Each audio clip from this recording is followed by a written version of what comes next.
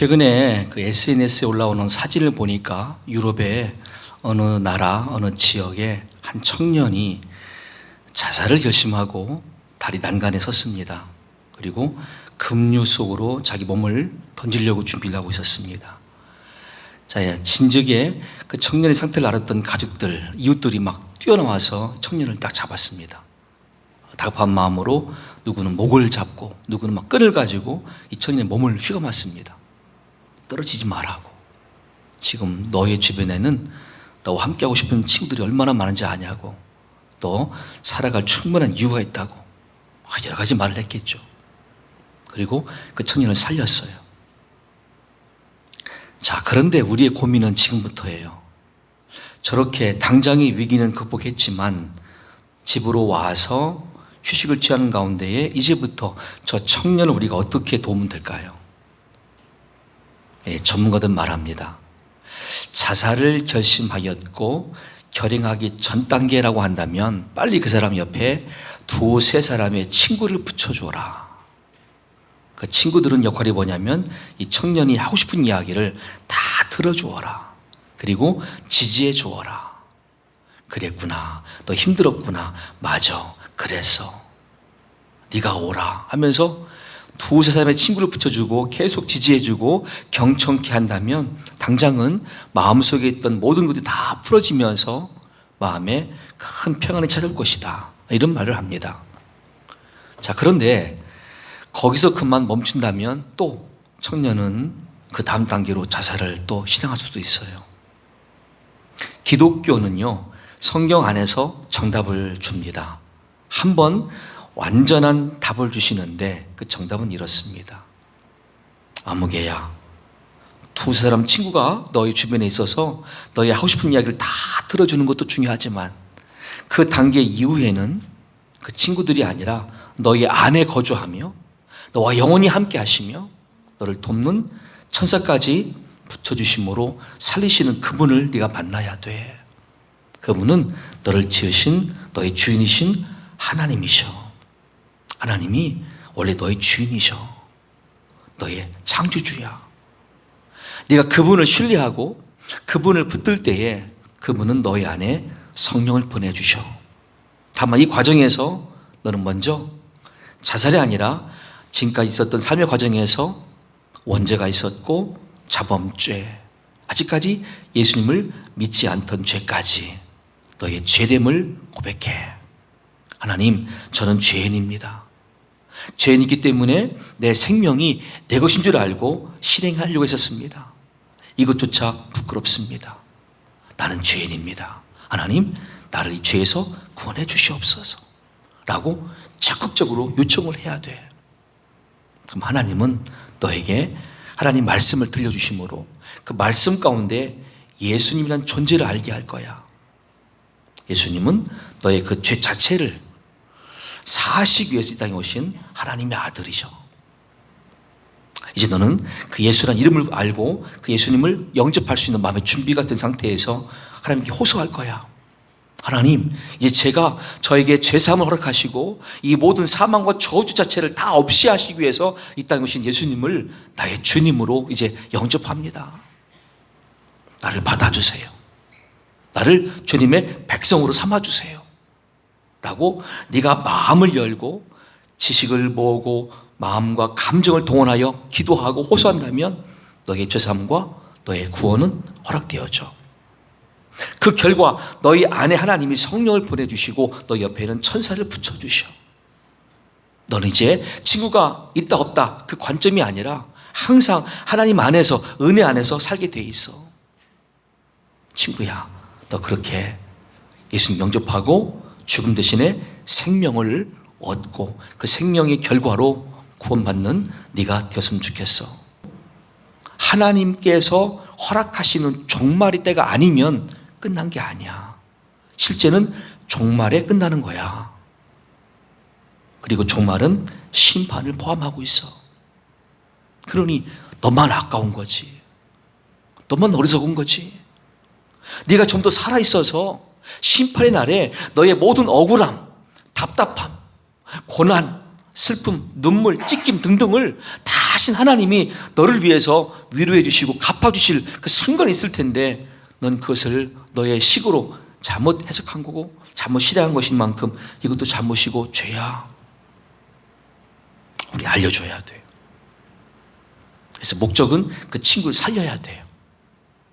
여튼 살려서 하나님께서 허락하시는 종말의 때에 너 구원 얻을 백성으로 와야지. 그 전에 이런 모습으로 죄 가운데 빠지면은 아무런 소망이 없단다. 알려줘야 돼. 실제 제가 지금 설명하고 있는 종말은요, 성경에 있는 단어예요. 또 개념이에요. 세상의 끝을 말하죠. 어느 종교는 말합니다. 사람이 죽으면 또 다시 다른 어떤 존재로 태어난다라고요. 아니에요. 이 땅을 창조하시고 통치하시고 섭리하시는 아버지의 뜻이 성경에 담겨 있어요. 하박국 2장 3절 4절은 말씀합니다. 이 묵시는 정한 때가 있나니 그 종말이 속히 이르겠고 결코 거짓되지 아니하리라. 비록 더딜지라도 기다리라. 지체되지 않고 반드시 응하리라. 보라, 그의 마음은 교만하며 그 속에서 정직하지 못하나 의인은 그의 믿음으로 말미암아 살리라. 예수님은 요한계시록 22장 12절 이하에서 보라, 내가 속히 오리니 내가 줄 상이 내게에서 각 사람에게 그가 행한 대로 갚아주리라. 나는 알파와 오메가요 처음과 마지막이요 시작과 마침이라. 아멘. 그리스 문자 가운데 시작은 첫 글자 알파입니다. 끝 글자는 오메가예요. 시작과 끝이 있어요.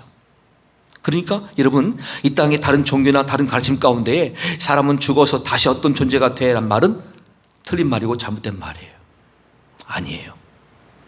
한 번의 인생의 기회예요. 그래서 우리의 인생을 가리켜서 일생이라 불러요. 한 번의 삶이니까. 시작이 있었고 끝이 와요. 그게 종말이에요.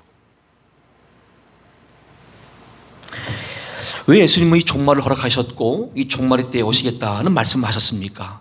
여기에는 큰 목적이 있었기 때문인데 제가 4가지로만 좀 정리를 해볼게요. 먼저는 하나님을 그때까지 부인하는 사람들, 믿지 않는 사람들에게는 형벌을 주시기 위해서예요. 그리고 믿는 성도에게는 영광에 참여할 기회죠. 그리고는 그 자리가 하나님 말씀이 다 성취되어진 놀라운 광경을 그들이 목도하고 기이 여기는 순간이 될 수가 있어요. 그리고 예수님은 오셔서 산자와 죽은 자를 다 부르시고 심판하세요. 마지막 4번째로 그리함으로 인하여 만물을 새롭게 하세요. 이 4가지 목적 때문에 이 땅의 종말과 예수님의 재림이 임해요. 재림 말뜻은 다시 오신다는 것입니다. 그렇다면 앞에 초림이 있었습니다. 초림은 지금부터 2000년 전 예수님이 처음 이 땅에 사람으로 태어나신 그때부터가 초림이었죠. 승천하신 다음에 다시 오신다는 것이 재림이에요. 이 재림에는 몇 가지 특징이 있어요. 첫째는 모든 인류가 다 지켜보는 자리에서의 공개적인 재림입니다. 은폐되거나 일부 사람들이 아니라 전체가 다 인정하고 인식하고 볼 수 있는 공개적인 자리가 돼요. 사도행전 1장 11절 말씀 보시면 이르되 갈릴리 사람들아 어찌하여 서서 하늘을 쳐다보느냐 너희 가운데서 하늘로 올려지신 이 예수는 하늘로 가심을 본 그대로 오시리라 하였느니라. 아멘. 그대로 다시 오세요. 재림이죠. 그리고 다 볼 수 있도록 오세요. 하늘로부터. 요한계시록 1장 7절 말씀에도 볼지어다 그가 구름을 타고 오시리라. 각 사람의 눈이 그를 보겠고 그를 찌른 자들도 볼 것이요 땅에 있는 모든 족속이 그로 말미암아 애국하리니 그러하리라. 아멘. 다 심지어 예수님 십자가 당시에서 창을 찔렀던 로마 군병까지도 다 보게 돼요. 이 2번째 재림의 특징은 그런데 이 재림은 돌발성이에요. 예고 없이 오세요. 데살로니가전서 5장 3절 4절 말씀에도 그들이 평안하다 안전하다 할 그때에 임신한 여자에게 해산의 고통이 이름과 같이 멸망이 갑자기 그들에게 이르리니 결코 피하지 못하리라. 형제들아 너희는 어둠에 있지 아니하매 그날이 도둑같이 너희에게 임하지 못하리니. 아멘. 또 베드로 3장 10절 말씀에도 그러나 주의 날이 도둑같이 오리니 그 날에는 하늘이 큰 소리로 떠나가고 물질이 뜨거운 불에 풀어지고 땅과 그 중에 있는 모든 일이 드러나리로다. 아멘. 도둑이 올 때 어느 집에게 편지를 보내서 내용 증명 보내가지고 아무개 씨 내가 몇 날 며칠 몇 시 몇 분에 당신 집을 들어가겠습니다. 이런 도둑이 있습니까? 없어요. 또한 이 재림은 전 우주적인 차원의 현상도 함께 동반합니다. 그리고 지구도 물론 그 안에서 어떤 징조로 보입니다. 마태복음 24장 29절 이하의 말씀에서 그날 환난 후에 즉시 해가 어두워지며 달이 빛을 내지 아니하며 별들이 하늘에서 떨어지며 하늘의 권능들이 흔들리리라. 그때 인자의 징조가 하늘에서 보이겠고 그때 땅의 모든 족속들이 통곡하며 그들이 인자가 구름을 타고 능력과 큰 영광으로 오는 것을 보리라. 그가 큰 나팔 소리와 함께 천사들을 보내리니 그들이 그의 택하신 자들을 하늘 이 끝에서 저 끝까지 사방에서 모으리라. 아멘. 그러니까 우주가 천체가 변화를 일으키죠. 별들이 막 흔들리고 천체 변화가 시작돼요. 자, 그러므로 올바른 재림 신앙은 무엇입니까? 먼저는 우리가 모든 역사가 끝이 있음을 인정해야 될 것이고 그 끝에는 신원의 날, 곧 나의 모든 아픔과 억울함과 분함과 찔림과 그동안의 모든 가난, 고난 등등을 그날 다 하나님이 풀어주시고 설명해 주시고 해결해 주시고 영원한 상급을 인도하신다. 그게 신원의 날, 다른 말로 심판의 날이거든요. 그날 있음을 항상 지금부터 인식하고 살고 있어야 돼요. 그게 재림을 준비하는 첫 번째 마음가짐이에요. 마태복음 24장 32절 이하의 말씀을 쭉 읽습니다.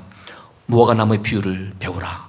그 가지가 연하해지고 잎사귀를 내면 여름이 가까운 줄을 아나니 이와 같이 너희도 이 모든 일을 보거든 인자가 가까이 곧 문 앞에 이른 줄 알라. 내가 진실로 너희에게 말하노니 이 세대가 지나가기 전에 이 일이 다 일어나리라. 노아의 때와 같이 인자의 임함도 그러하리라. 홍수전에 노아가 방주에 들어가던 날까지 사람들이 먹고 마시고 장가들고 시집가고 있으면서 홍수가 나서 그들을 다 멸하기까지 깨닫지 못하였으니 인자의 임함도 이와 같으리라. 아멘. 노아 때는요, 노아와 가족들이 120년 동안 방주를 지으면서 전도했대요. 말이 그렇지 120년 충분한 시간이었어요. 근데 한 명도 안 왔어요. 그냥 노아 가족만 구원받았어요. 지금이 그런 때예요. 우리가 전하는 복음이 절대 진리라고 우리 믿고 확신하고 가능하면 권면도 하고 설명도 하고 여튼 교육도 하면서 상대방한테 이것이 그들 마음에 새겨지고 이해가 되어지고 믿어지기를 바란 마음으로 우리가 가르치길 노력합니다. 이걸 전도라 불러요. 그 무리는 뭐 해야 되겠어요? 그 다친 마음을 갖고 마귀에게 미혹된 영적 세계에 있는 사람들을 위해서 우리가 할 수 있는 것은 눈물의 기도예요. 하나님, 이들이 예수님 재림을 앞둔 시간에 눈이 닫혀 있습니다. 귀가 멀어 있습니다. 마음도 이렇게 닫혀 있습니다. 그러니 지금 예수님 오신다면 늘 다 지옥 갈 백성들인데 참 불쌍합니다. 이들에게서 어둠의 권세 다 떠나게 하시고 마귀의 미혹이 다 떠나게 하시고 이제 우리가 전하는 이 복음의 내용을 이들이 자청하여 들을 수 있도록 마음을 열어주시고 이들이 그렇게 희망할 수 있도록 그들과 우리 사이에 하나님의 관계를 허락해 주세요. 지금 기도가 필요할 때예요. 여러분 가족 내 혹시 부모님들, 형제분들, 자녀분들의 영적 상태를 보세요. 지금 이 순간에 도둑같이 예수님 오신다. 그럼 100% 다 내 부모님 자신 있어요. 우리 형제들, 우리 자녀들 다 자신 있어. 이런 가정 드물 겁니다. 도둑같이 예수님이 집 모신다고 한다면 글쎄, 지금 그분들을 떠올리세요. 불안하다. 이분은, 이 사람은, 이 아이는. 생각을 해보세요. 그럼 지금 기도가 필요한 거예요. 지금 우리가 재림을 준비할 때가 된 거예요. 또한 그 재림의 시기는요, 절대 우리 식으로 계산하지 마십시오. 마태복음 24장 36절 말씀에도 그러나 그 날과 그때는 아무도 모르나니 하늘의 천사들도 아들도 모르고 오직 아버지만 아시느니라. 아멘. 하나님 아버지가 주권자이시기 때문에 아버지가 결정하십니다. 그것이 정확한 때는 예수님도 모르세요. 아버지께서 아들 예수님한테 지금이야, 너 가라. 그럼 오시는 거예요. 다만 아직은 아니죠. 그런데 역사적으로 지금 저기 언급되어진 많은 이단들은요, 다 자기들이 계산한 방식으로 예언을 했었어요. 언제 예수님 재림한다고. 더 많아요. 우리 주변에 많이 있어요. 그럼에도 불구하고 더 많은 사람들은 저런 이단에 속고 있고 지금도 가입하고 있어요. 왜 그럴까요? 잘못된 호기심 때문이죠. 정말 예수님 오신다면 언제일까? 저곳에 가니까 저곳은 가르쳐주더라. 언제로 말하더라. 한 번 실패하면 또 그 다음에 정정하죠. 아, 이 계산 잘못됐다고. 언제라고. 또 이런 식이에요, 이단들은. 근데 여전히 저 안에 머무는 많은 사람들이 있어요. 왜? 호기심이 있어요. 예수님의 재림이 언제일까? 우리는 계산하였고 우리는 발표했는데 그럼 여기 몸담아야지. 그래야 안전하지. 이런 심리예요. 아니에요. 이건 진리가 아니에요. 재림의 시간은 아버지만 아세요. 우리는 그 재림의 때를 분별하면서 징조를 살피는 거죠. 언제일까? 예수님은 말씀으로 힌트 주셨습니다. 마태복음 또 마가복음, 로마서 등등에서 이 천국 복음이 모든 민족들에게 전파되리니 그제야 끝이 오리라 말씀하셨어요. 첫 번째 힌트는 천국 복음이 전 세계 모든 열방들에게 다 들려져야 돼요. 가까워졌어요, 지금. 제가 아는 이스라엘 선교사는 말합니다. 목사님, 심지어 이스라엘 안에 유대교인들도 최근 들어서 회개하고 예수님 영접하고 있습니다. 그리고 그들이 지금 개신교 교회를 세웠고 이렇게 예배하고 있습니다. 하고 저기 보여줬어요. 심지어 이스라엘 안에도 회개가 있는데 전 세계 지금 대부분의 나라는 복음이 다 들려지고 있고 성경을 갖고 복음을 접할 수 있는 시대가 되었으니 내가 임박했습니다 라고 말해줬어요. 이게 가장 훌륭한 징조이고 우리가 시기를 가늠할 수 있는 좋은 사인이에요. 두 번째는 많은 적 그리스도들이 출현했습니다. 지금도 있고요. 이것도 성경에 나와 있는 징조들이에요. 또한 앞으로 처처의 기근과 지진과 전쟁이 있을 것이고요. 그리고 전염병이 있을 것입니다. 그 다음에 천체의 변화가 있을 것입니다. 이걸 통해서 알 수가 있다는 거예요. 아, 예수님 재림이 가깝다. 이럴 때 먼저 부름받은 저와 여러분들이 어떤 재림 신앙으로 무장되어서 이 마지막 때를 헌신하며 살아야 될 것이냐 주시는 지침의 말씀이 필요하겠죠. 그 말씀 베드로전서 4장 7절부터 10절까지 말씀에 앞에 보시면 만물의 마지막이 가까이 왔으니 그러므로 너희는 정신을 차리고 근신하여 기도하라. 무엇보다도 뜨겁게 서로 사랑할지니 사랑은 허다한 죄를 덮느니라. 서로 대접하기를 원망 없이 하고 각각 은사를 받은 대로 하나님의 여러 가지 은혜를 맡은 선한 청지기같이 서로 봉사하라. 아멘. 만물의 마지막이 가까이 왔으니 예, 지금 재림을 논하는 이 시간에 주신 말씀의 마지막 지침이에요.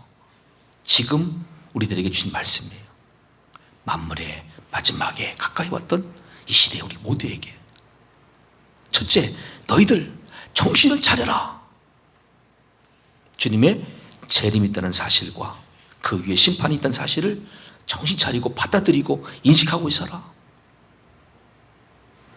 모세는 기도하기를 우리에게 우리의 날 계수함을 가르치사 지혜로운 마음을 얻게 하소서라고 자신도 기도하였고 그 후손들에게 가르쳤습니다. 이렇게 기도하라고.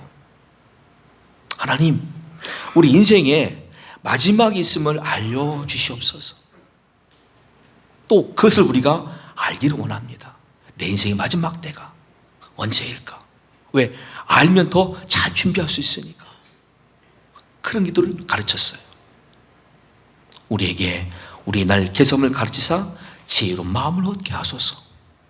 그래서 후손들이 그런 믿음을 갖고 앞으로 종말과 재림을 준비하고 다 구원받기를 모세가 원했어요. 두 번째는 근신하는 거죠. 이 근신한 말 자체가 뭐냐면 건전함과 마음이 합성어인데 건전한 마음으로 항상 무장되는 거예요.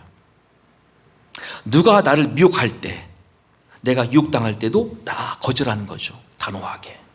그리고 아닌 건 아니라 자르는 거예요. 이단들 잘라내야 돼요. 사입이 잘라내야 돼요. 진리만 받아들이는 거예요. 그리고 마음을, 중심을 다 지키는 거예요. 이게 근신한 태도예요. 세 번째, 항상 기도하는 겁니다. 근데 이 말씀을 드리면 많은 분들이 부담스러워 하기를, 야, 기도는 참 중노동이다. 그리고 우리 믿지 않는 사람들이 볼 때는 기도가 신성한 어떤 엄청난 수행원 같은 모습인 것 같지만 정작 우리들한테는 이 기도가 무슨 의미가 있느냐. 이미 믿는 자들은 구원을 약속받았는데 그럼 내가 왜 기도가 필요하냐 라고 일부가 잘못된 말씀도 하시더라고요. 그런데 여러분, 오늘 본문의 말씀에서 예수님이 각자 행한 대로 갚으리라는 말씀을 분명히 하셨어요. 기도를 왜 하라고 말씀하십니까? 거기에는 기도할 때마다 주시는 상 내지는 응답이 있기 때문이에요. 우리가 항상 기도하면 항상 그 사람은 응답 받게 돼 있어요. 항상 기도하면 그 사람 항상 상 받게 돼 있어요. 이렇게 예배 도중에 설교 시간에 말씀을 듣고 기도할 때도 있습니다. 눈 뜨면서 하나님, 지금 선포되는 말씀이 나에게 다 이해가 되게 하시고 믿어지게 하옵소서. 기도하면 돼요. 나가실 때에 이 서귀포 골목을 바라보세요. 이 활락가를 바라보시고 유흥가를 바라보세요. 시장을 바라보세요. 하나님, 이 서귀포에 많은 이 활락가나 유흥가나 시장 상인들은 바라는 게 딱 한 가지입니다. 돈밖에 없습니다. 하지만 돈은 결코 이들 구원받게 하지 못합니다. 이걸 우리는 알기 때문에 이 시간 기도합니다. 하나님, 저 많은 사람들의 영적인 눈이 열려져서 돈이 아니라 예수님을 얻기를 원합니다. 예수님을 만나기를 원합니다. 라고 하면서 기도하면 돼요. 버스를 탔어요. 하나님, 저 버스 기사님과 여기 있는 모든 승객분들, 이분들 다 구원받기 원합니다. 가는 도중 여정이 편안하기를 원합니다. 배를 탔어요. 비행기를 탔어요. 기도하시면 돼요. 눈 뜨고 때부터 잠을 잘 때까지는 계속 기도할 수 있어요. 이렇게 기도할 때 우리 입에서는 불평과 원망이 나올 수가 없어요. 남을 향한 정죄와 비판 나올 수가 없어요. 욕이 나올 수가 없어요. 오직 감사 아니면 중보가 나와요. 이게 기도의 유익함이에요. 그래서 기도는 응답과 상이 있기 때문에 하라 말씀하시는 것이지 중노동이 아니에요. 수행 과정이 아니에요. 그런 면에서 최근 들어 많은 분들이 기도 쉬운데 쉽게 범하고 있고 내가 지금 누굴 믿고 있고 어딜 향하고 있는지 모르는 분이 정말 많습니다. 마지막은 뭐냐면 각각 은사를 받은 대로 선한 청지같이 서로 봉사하라 말씀하셨어요. 서로 봉사하기 위해서 세우신 단체가 주의 몸된 교회예요. 믿는 자들은 외부 선교회가 아니라 먼저 몸된 교회에 집중해야 돼요. 이 교회를 위해서 각각 은사를 받았어요. 그럼 나한테 주는 은사를 가지고 내가 협력하면 돼요. 근데 협력할 대상이 교회인데 교회가 아니라 다른 곳에 가서 막 협력하고 있다고 한다면 이건 잘못된 것이죠. 이건 마지막 때를 사는 지혜로운 모습이 아닌 거죠. 교회에 뭐가 필요하냐? 어느 일꾼이 필요하냐? 어떤 일에 봉사해야 되느냐? 한 단계만 눈을 열어보면 다 보여요. 그럼 여러분들이 저를 도와서 죄범된 교회를 잘 이룰 수가 있어요.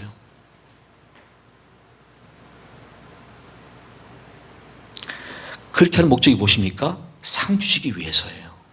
잘했다, 상 주시기 위해서. 이 몇 가지가 재림을 앞둔, 종말을 앞둔 마지막 때를 살아가야 될 우리들에게 주시는 신앙적 지침이에요. 만물의 마지막이 가까이 왔으니 그러므로 너희는 정신을 차리고 근신하여 기도하라. 각각 은사를 받은 대로 하나님의 여러 가지 은혜를 맡은 선한 청지기같이 서로 봉사하라.